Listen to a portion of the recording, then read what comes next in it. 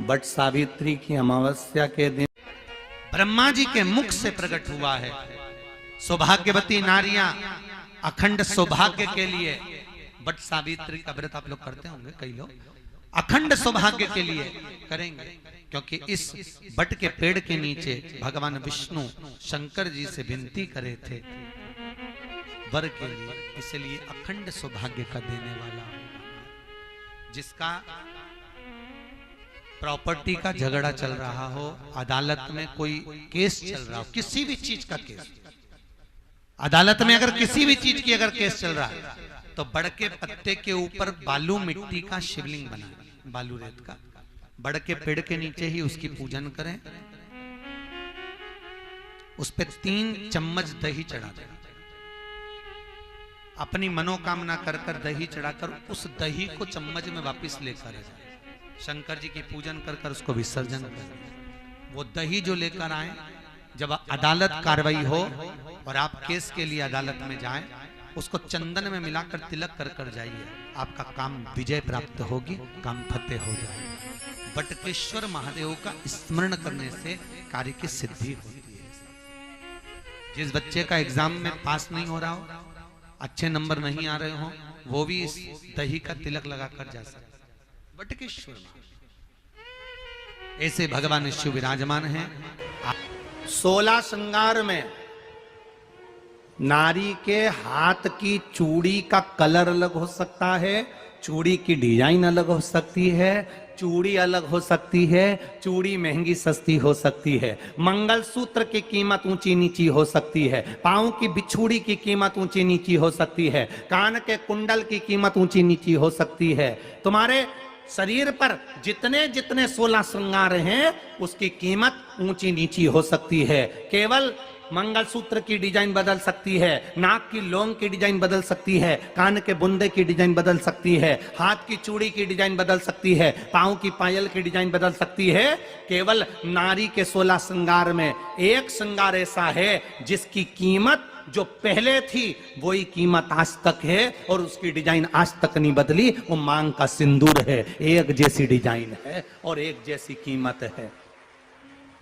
सारे श्रृंगार की कीमत अलग, पर मांग में जो सिंदूर डाला जाता है वो एक कीमत का होता है, एक डिजाइन का होता है और एक जैसा होता है, और वो सबसे भारी होता है। सावित्री यमराज से कह रही है मेरे पति को छोड़ दो। यमराज कह रहा है सावित्री तेरा पति मर चुका है, मांग के सिंदूर को पोंछ दे। सावित्री कहती है पूरा श्रृंगार उतार दूंगी पर मांग का सिंदूर नहीं पूछने दूंगी। तब यमराज ने कहा जब तक तू मेरे मांग का अपनी मांग का सिंदूर नहीं उतारती तब तक तू मेरे पास नहीं आ सकती।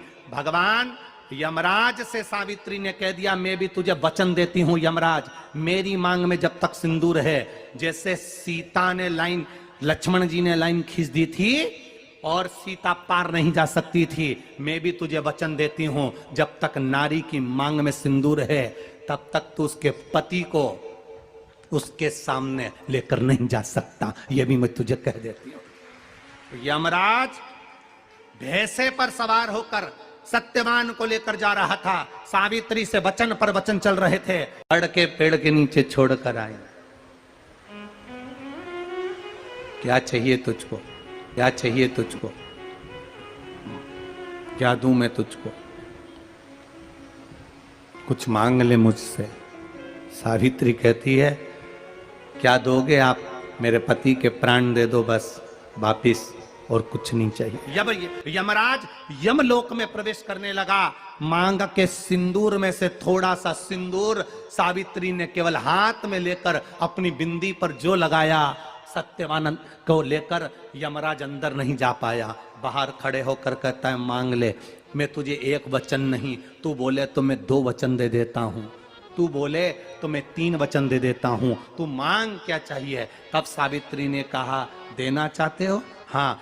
अब यमराज को लगा कि लालच में पड़ गई सावित्री, तब कहा पहला वचन दीजिए मेरे अंधे सास ससुर के नेत्र वापिस आ जाएं। यमराज ने कहा तथास्तु। दूसरा वचन दीजिए मेरे सास ससुर अपने पोता पोती का मुख देखें। यमराज ने कह दिया तथास्तु।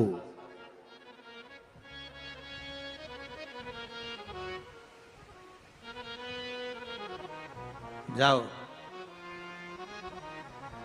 यमराज जाने लगे, फिर आग जलने लगी। कहने लगे अब मैं अंदर क्यों नहीं जा पा रहा हूं। सावित्री कहती है तुमने वर दिया है, मेरे सास ससुर पोता पोती का मुख देखें, उनके बेटे को तुम ले जाओगे तो पोता पोती कहां से होगा, छोड़कर जाओ। सावित्री है, पति को वापिस लेकर आ गए। कर्जा मुक्ति के लिए सारे वृक्षों में अगर कोई श्रेष्ठ वृक्ष माना गया है तो वो बट का वृक्ष माना गया महाराज। इसलिए प्रशासनिक कार्य के लिए, मानसिक टेंशन में, परेशानियों में बटकेश्वर महादेव का स्मरण किया जाए। और यदि निवेदन करूंगा, बहुत ज़्यादा यदि आपको कर्जा हो गया है, बहुत ज़्यादा कर्जा हो गया और वो कर्जा चूक ही नहीं रहा, तो थोड़े दिन बड़ के पेड़ के नीचे आप बटकेश्वर महादेव के लिए 1 लोटा पानी, उसमें थोड़ा सा पिसा हुआ चावल पीस के गला लेना चावल को और पीस लेना, पीस के उस पानी में मिला लेना और मिलाकर उसमें थोड़ी सी हल्दी पिसी हुई डालकर बटकेश्वर महादेव के नाम से बड़ के पेड़ के नीचे अपनी कामना कर कर जो कर्जा हुआ है उस कर्जे का भान देते हुए, स्मरण देते हुए छोड़ दीजिए। महाराज 2 या 3 सोमवार एक ही जगह पर करना, 3 सोमवार बाद वहीं से बड़ के पेड़ की थोड़ी सी जड़ उठा लाना और उस जड़ को कोई धागे में बांधकर या तो अपनी गले में डाल लो या अपनी जेब में पटक लो, उसको थोड़े दिन पटक कर रखना, लगभग 2 से 3 महीना पटक कर रखो। वो जड़ जैसे बड़ का पेड़ विस्तार होता है, पानी गिरे ना गिरे, जल वृष्टि हो ना हो, गर्मी पड़े ना पड़े, उसको कोई फर्क नहीं पड़ता। बड़ का वृक्ष आप रूप फैलता जाता, उसकी जड़ें अपने आप प्रबल होती है। उसी तरह ये बटकेश्वर महादेव कहीं से भी अगर जड़ आपके पास में रखी है 1 महीना, 2 महीना, 3 महीना तक, तो ये जड़ अपने आप लक्ष्मी को पकड़कर खींच कर लाती है और कर्जे से मुक्त कर देती है। बटकेश्वर महादेव। पत्नी को कभी हल्का मत समझना। सावित्री का पति शांत हो गया था, मर गया था। बड़ के पेड़ के नीचे यमराज उसको लेने के लिए आ गए और सावित्री को छोड़कर यम उसके पति के प्राण लेकर जाने लगा। सावित्री मैया अपने सात्वित्व के बल से, सावित्री मैया अपने सात्वित्व पतिव्रता परमेश्वर के बल से यमराज के पीछे पीछे जाने लगी। यमराज आगे, सावित्री पीछे, यमराज आगे, सावित्री पीछे। यमराज ने पलट कर देखा तो पीछे सावित्री आ रही थी। सावित्री से पूछा तू मेरे पीछे क्यों आ रही है? मेरे पति सत्यवान को तुम लेकर जा रहे हो, मेरे पति को छोड़ो। यमराज ने कहा इसका अंतिम क्षण है, मर चुका है, जाओ नीचे उसके शरीर का अंतिम संस्कार करो, नहीं तो कोई जानवर खा जाएगा। सावित्री बोली मैं जाने वाली नहीं हूं, मेरे पति को छोड़ो। यमराज कहते हैं हम जिसको पकड़ लेते हैं उसको छोड़ते नहीं है। यमराज लेकर जाने लगे, सावित्री और पीछे चली। सामने यमलोक था, अंदर सावित्री जाने लगी तो यमराज ने रोक दिया, रोक, कहां जा रही है तू, अंदर क्यों प्रवेश कर रही है, मेरे पति सत्यवान को छोड़ दो।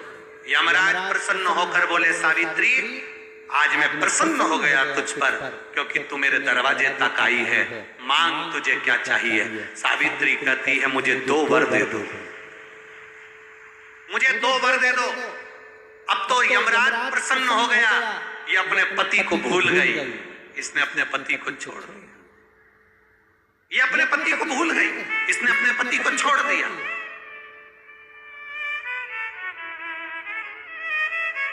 और इसने अपने पति को छोड़ दिया। अब ये कुछ मांगेगी, 2 वर मांगेगी तो मैं इसको 2 वर दे दूंगा। यमराज प्रसन्न हो गए, अपनी पति को छोड़ा इसने। यमराज ने कहा अपने पति को छोड़कर जो तू 2 मांगेगी मैं दे दूंगा, बस पति मत मांग। तो सावित्री ने कह दिया नहीं मांगूंगी पति। ठीक है, मांगो। सावित्री ने कहा पहला वर दीजिए। मेरे सास ससुर की आंख में रोशनी नहीं है, उनकी आंखों से दिखता नहीं है, बस इतना सा वर दे दो, उनकी आंख की रोशनी आ जाए और वो अपनी गोद में अपने पोते को खिलाएं, बस ऐसा वर दे दीजिए। यमराज प्रसन्न हो गए, इसने पति नहीं मांगा, तथास्तु। अब यमराज ने कहा दूसरा वर मांगो। सावित्री बोली दूसरा वर दे दीजिए। मेरे सास ससुर आज तक कोई तीर्थ करने नहीं गए, मेरे सास ससुर का जो बेटा है वो उनको तीर्थ कराए, बस ये व्रत दे दो। यमराज ने कहा इसने अपने पति को नहीं मांगा, तथास्तु। अब यमराज ने कहा जा सावित्री के कहां जाऊं? आपने कहा था मेरे सास ससुर जब आंखों से रोशनी पाए अपने पोते को खिलाएं, पति तुम ले जाओगे तो पोता आएगा कहां से? पति तुम ले जाओगे, पोता कहां से आएगा? और यदि मेरे सास ससुर के बेटे उसको तीर्थ कराएं तो मेरा पति अगर तुम ले जाओगे तो उनका बेटा ही तो है, तीर्थ कराएगा कौन? यमराज प्रसन्न हो गया, उसने उस सत्यवान को वापिस लौटा दिया। वो सत्यवान सावित्री। तो जितने भी यहाँ पर मेरे जीजा उन बैठे हैं और जितने आस्था चैनल पर कथा सुन रहे हैं, जितने मोबाइल पर कथा सुन रहे हैं, तुम अपनी पत्नी को कभी हल्के में मत लेना, बिल्कुल हल्के में मत लेना। तुमसे ज्यादा बल व्रत का, उपास का, भजन का ज्यादा बल, तुमसे ज्यादा बल इनके पास रहता है। तुम सोचो कि बोल रहे हो कि मैं मंदिर में हूं, उसको बिना घंटी के घंटी बजती है दिमाग, वो तुरंत पहचान जाता, तुरंत। अपने पति को धर्म पत्नी अच्छे से जानती है कि ये झूठ बोल रहा है, ये गलत बोल रहा है, तो भी वो उसको स्वीकार करती है। उसी तरह परमात्मा को मालूम है कि ये झूठ बोल रहा है, उसके बाद भी वो स्वीकार कर यहाँ तक बुला रहा है, ये उसको मालूम है।